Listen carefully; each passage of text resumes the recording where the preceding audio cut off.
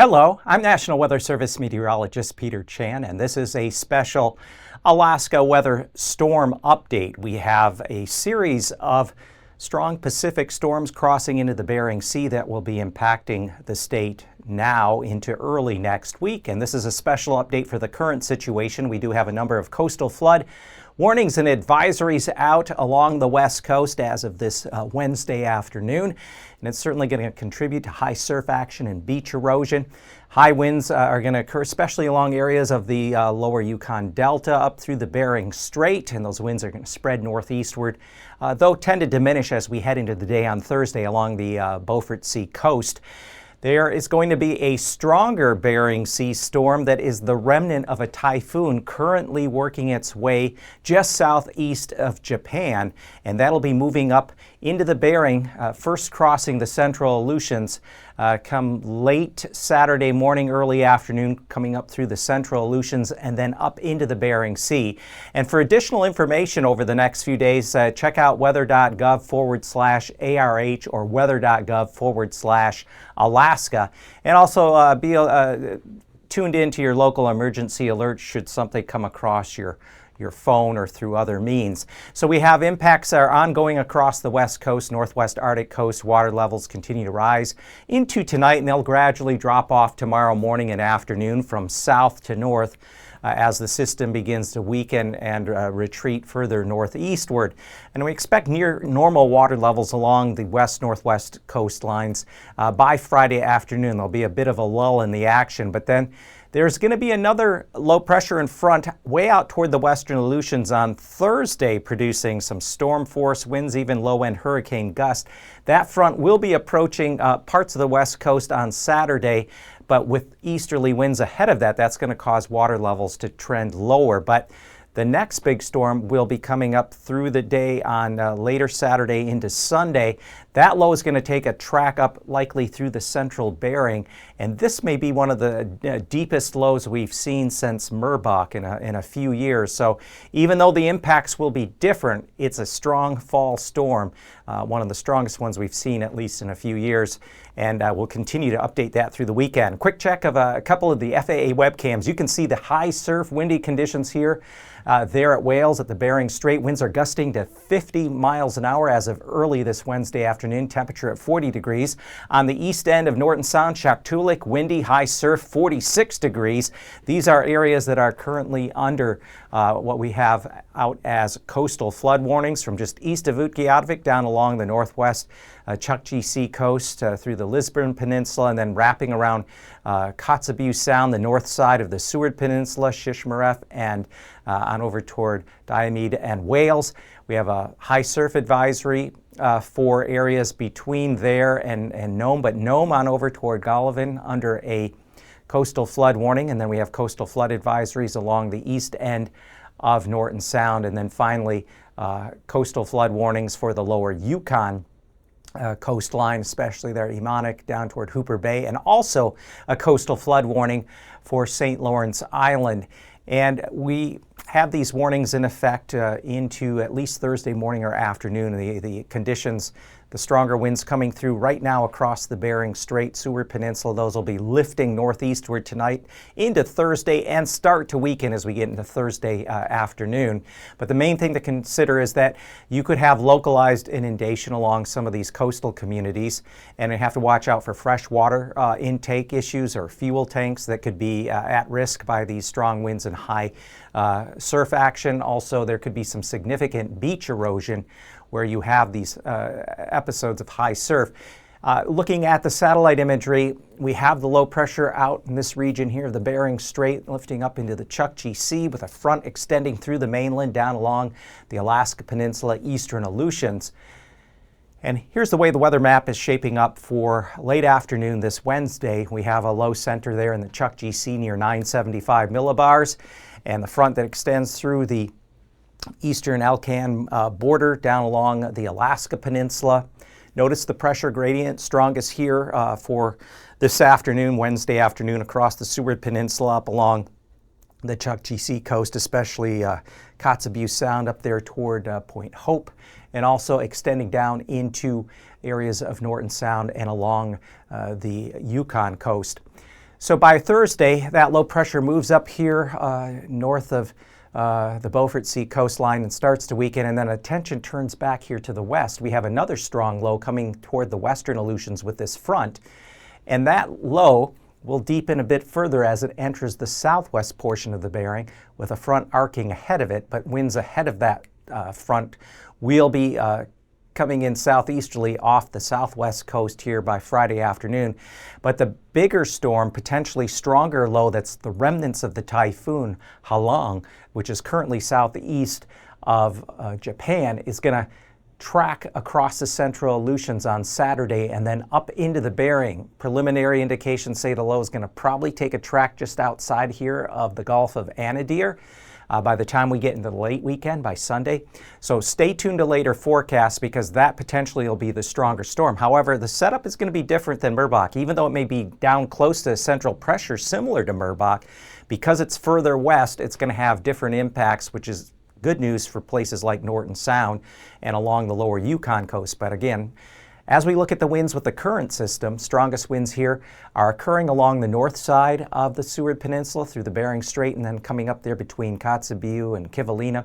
We could see some wind gusts 50 to 60 miles an hour in this region as we head through this Wednesday afternoon and evening. Winds will begin to come down along the lower Yukon coast the further we get along into this Wednesday evening. Quick zooming in here, you can see some of the strongest winds, and as the FAA image there at Wales showed, winds are gusting early afternoon to 50 miles an hour. So within this area, we expect wind gusts 50, 60 miles an hour along with high surf and certainly an enhanced potential for some coastal flooding. And as we go through time into Thursday morning, the low pressure and winds shift northward along the Arctic coast, especially there from Prudhoe Bay back down through Point Lay. So within these regions, even though the flow is offshore, still could have some higher surf there between Utqiagvik down through Point Lay and Point Hope into Thursday morning before things start to improve. And then certainly by Thursday afternoon, winds will have come down along the Seward Peninsula, Norton Sound, and the lower YK deltas. We turn our attention then to the next low that's coming into the western Berings with a very strong front. These are storm force winds Thursday afternoon out toward west of Adak at Kiska and Shimia. There could be some gusts to lower end hurricane force up to around 75 miles an hour. This front, though, as it comes eastward, these kind of winds are not going to slam into the west coast. It's what's coming in behind that we'll keep an eye on, and I'll show you a slide with that. So just a few things. We expect water levels. Utqiagvik 3 to 4 feet above the normal highest tide. Wainwright 4 to 6 feet above the normal highest tide here as we go through this Wednesday evening into Thursday morning and early afternoon. Point Lay could see 6 to 8 feet water levels there, highest at the high tide. Again, as we go through this late afternoon into Thursday afternoon, Point Hope 5 to 7 feet. Winds gusting in these locations 40, 50 miles an hour. Kivalina, we're expecting water levels 5 to 7 feet above the normal highest tide Wednesday afternoon into early Thursday morning. Kotzebue 6 to 8 feet Wednesday evening into early Thursday morning. Deering 5 to 7 feet Wednesday late afternoon into early Thursday morning. Shishmaref 5 to 6 feet water levels above the normal highest tide this Wednesday afternoon into early Thursday morning. Diomede 3 to 4 feet Wednesday afternoon into early Thursday morning, and then Wales 4 to 5 feet this Wednesday afternoon into early Thursday morning. And some of the strongest winds will be around Diomede, Wales, gusting to 60 miles an hour this Wednesday afternoon and evening. Up toward Nome, 4 to 6 feet above the normal's highest tide level. Golovin 6 to 8 feet, and Koyukuk 7 to 10 feet. So that area along Norton Sound could see some of the higher water levels. Shaktoolik 5 to 8 feet. St. Michael Stebbins maybe 4 to 6 feet. And as we come down, Newham Equad there about 4 to 6 feet. In Hooper Bay 2 to 5 feet. Savunga only 1 to 2 feet because of the way the island is situated there on the north side, makes it less favorable for those higher water levels. So that's the way things are shaping up specifically. As we look at some other areas down along the Yukon coast, Kotlik 4 to 6 feet. Chivak 2 to 5 feet. Scammon Bay 3 to 5 feet. Teller up there along the Bering Strait there just south of whales 5 to 6 feet. So again, you get the idea. Winds most areas gusting 40, 50 miles an hour, but some of the strongest winds will be there along the Bering Strait and the north side of the Seward Peninsula on up there along the area between Kotzebue and, say, Point Hope. So we have additional storms to follow. So there's this one front that's going to be producing gusty winds and rainfall Friday and Saturday. These will be offshore and cause very low water across the west coast. That's the storm I just showed you, that the one's going to pull into the western Aleutians on Thursday. A stronger storm, this is the one we're going to really keep an eye on for the latter half of the weekend, is going to come across the central Bering, take a track across the central Bering. It's going to come across the central Aleutians on Saturday, later morning, early afternoon. That is the remnant of Typhoon Halong, and we expect there to be some very strong winds around and near the center of that circulation as it works its way up into the Bering.